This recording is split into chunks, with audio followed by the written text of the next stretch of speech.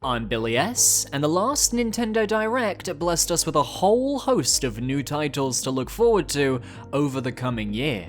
From remakes and remasters to brand new third-party and first-party titles, but as a poor, full stop, who has no funds in his wallet, my eyes were on the lookout for good old demos on the eShop.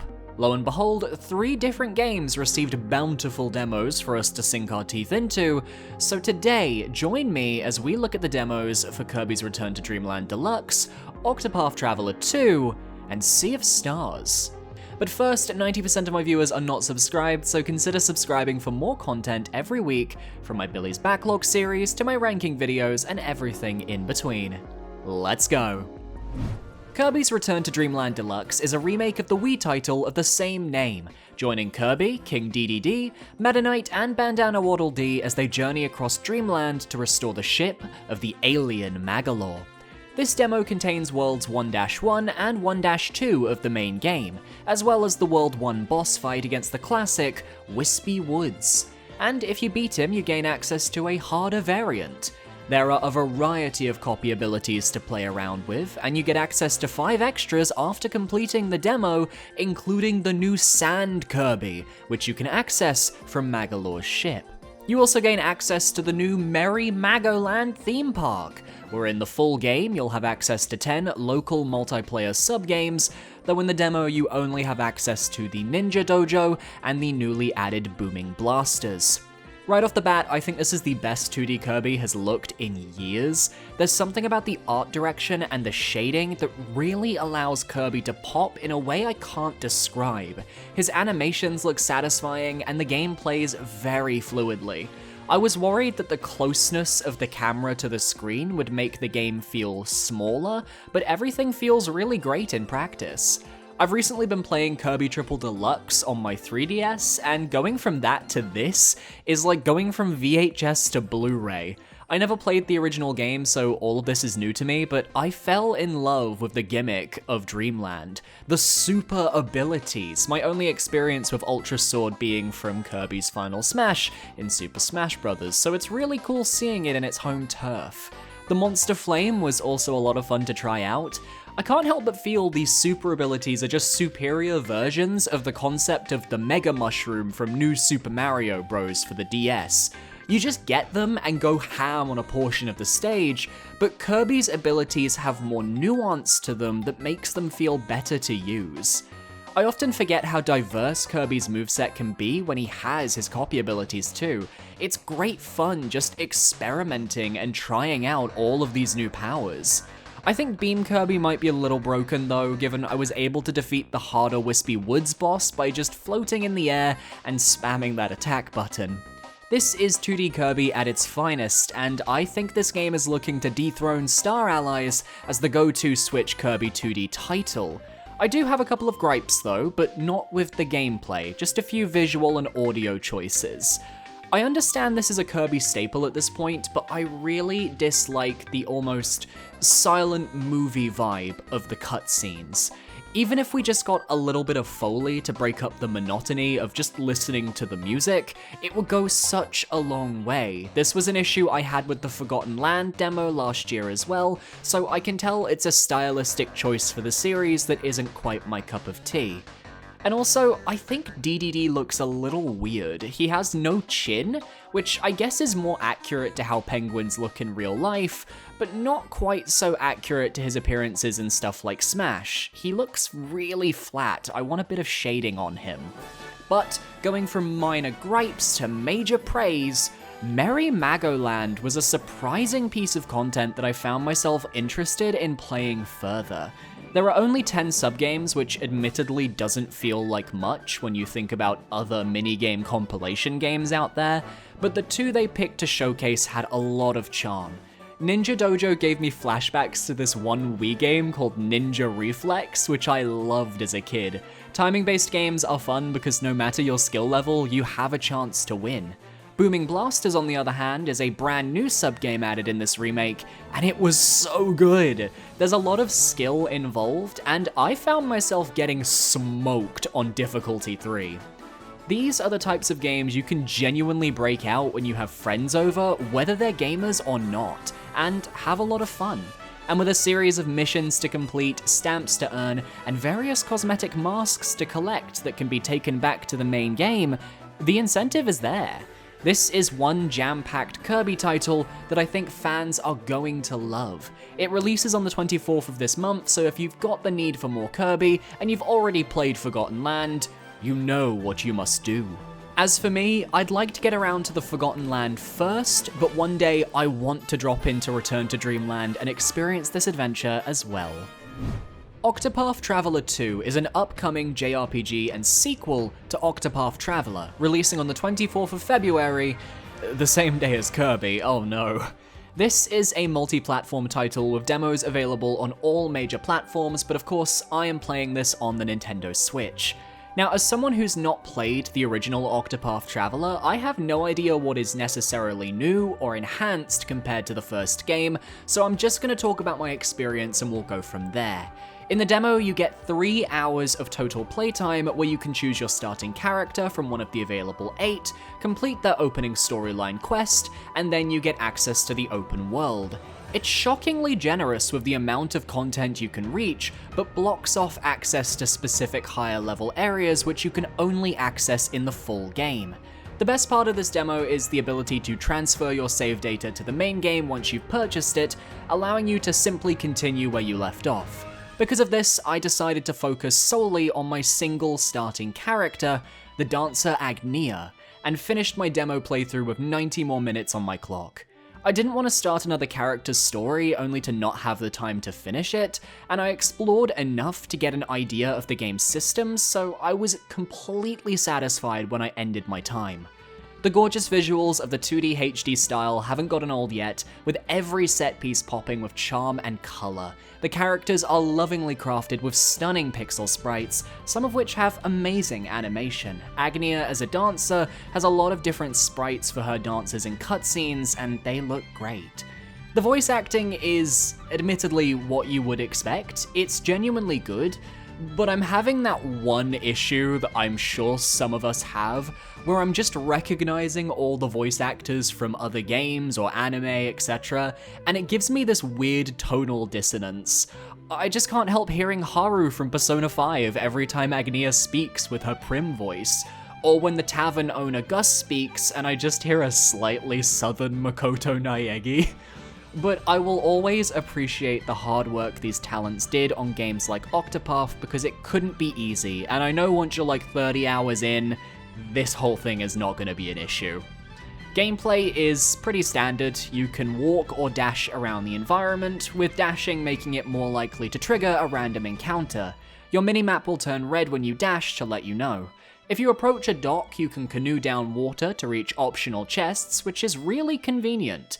Brown chests contain normal stuff, while red chests contain more high-level loot.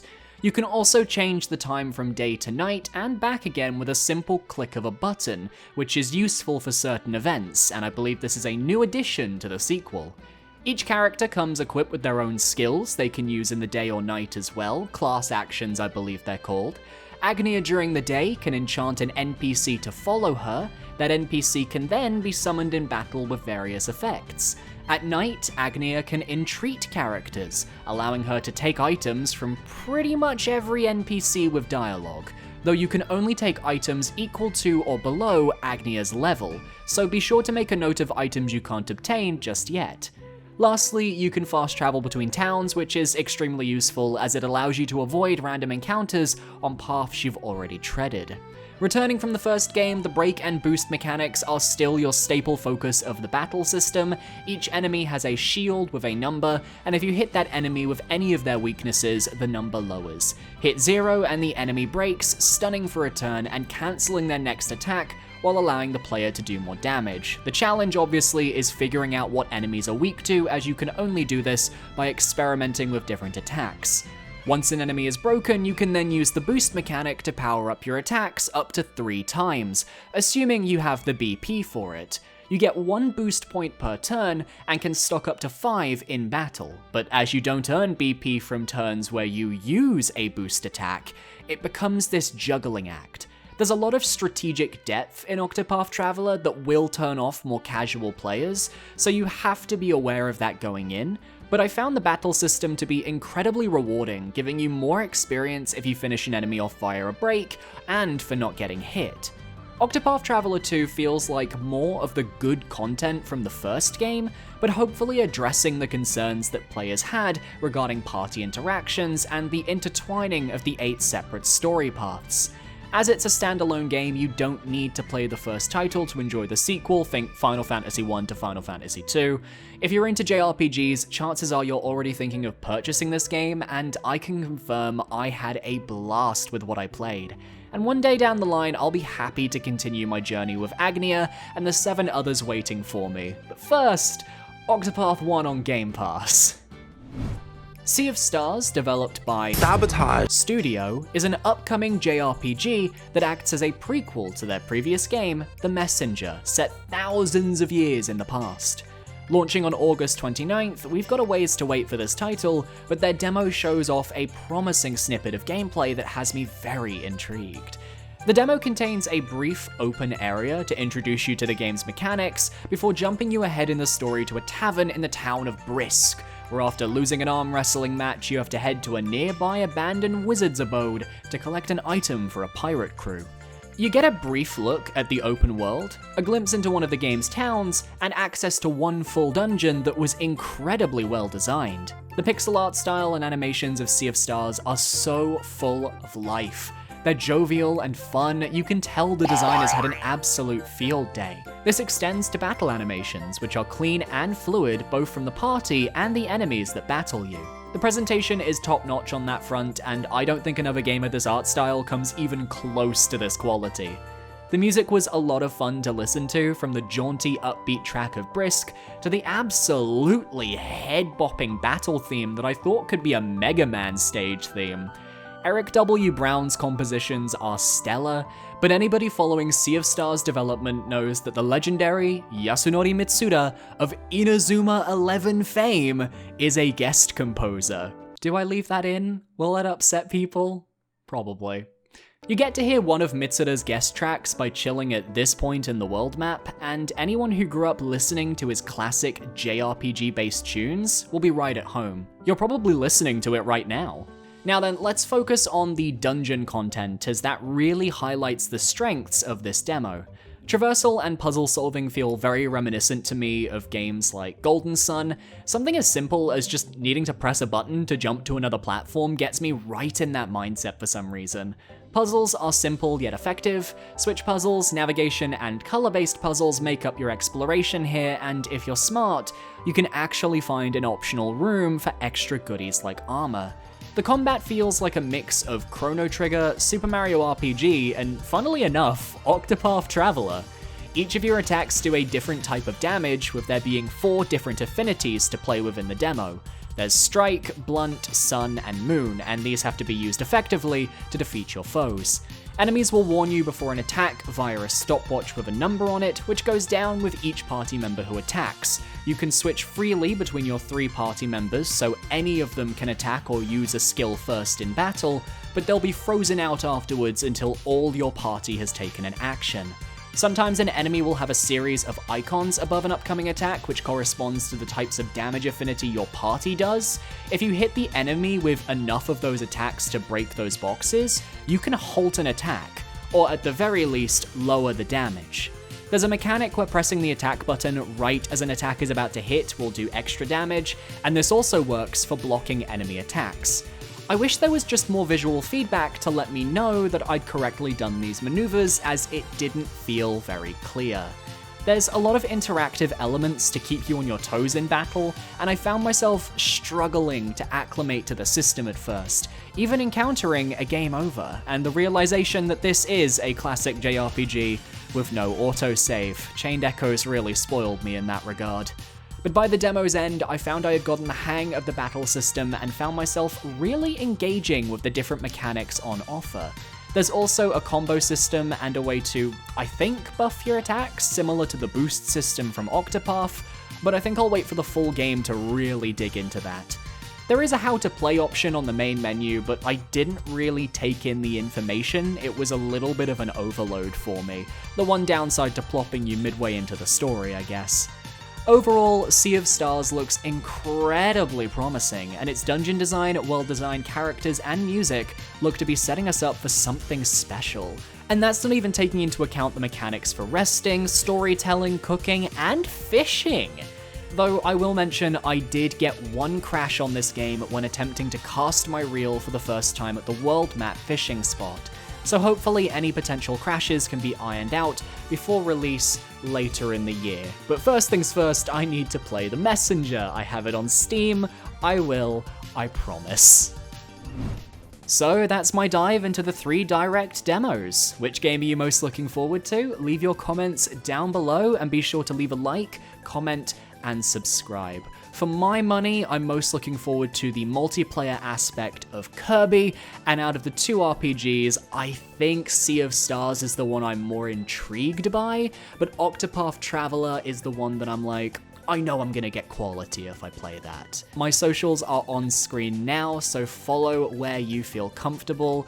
A massive shout out to my patrons over on Patreon. You genuinely, and I mean this, are the only reason this channel is still going.